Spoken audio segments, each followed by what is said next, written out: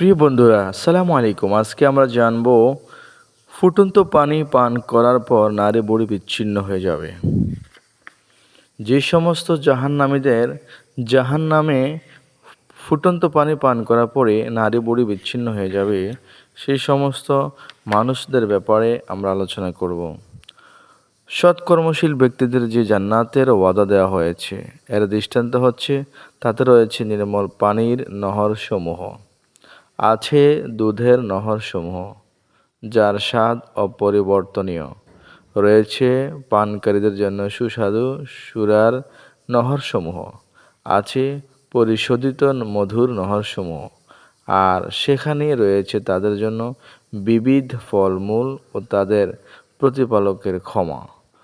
আর অসৎ ব্যক্তিগণ তাদের মতো, যারা জাহান্নামে স্থায়ী হবে এবং যাদের পান করতে দেওয়া হবে গরম পানি, যা তাদের নাড়ি বুড়ি ছিন্ন ভিন্ন করে ফেলবে। সূরা মুহাম্মদ আয়াত নম্বর 15। জাহান্নামীদের ক্ষতস্থান থেকে নির্গত রক্ত ও পুঁজ বা ফুটন্ত পানীয় পান করার জন্য দেওয়া হবে, যা অতি কষ্টে গলদকরণ করবে।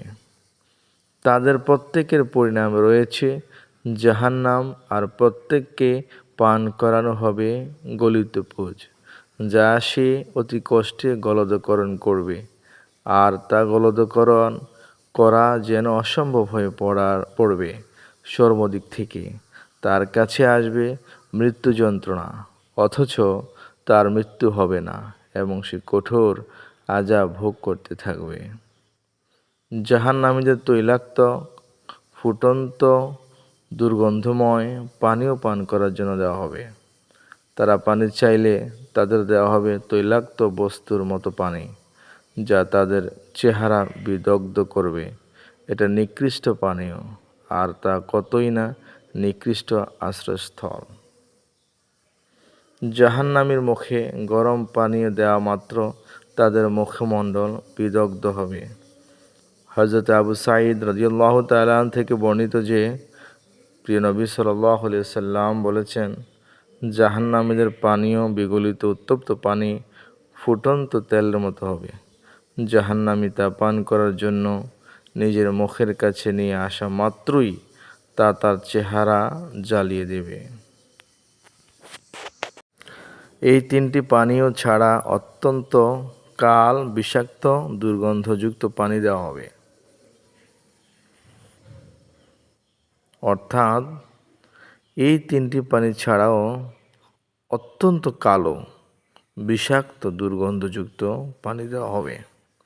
এটাই মুত্তাকিদের পরিণাম। আর সীমালঙ্ঘনকারীদের জন্য রয়েছে নিকৃষ্টতম পরিণাম। জাহান্নামে তারা প্রবেশ করবে কত নিকৃষ্ট বিশ্রামস্থল, আর তা সীমালঙ্ঘনকারীদের জন্য।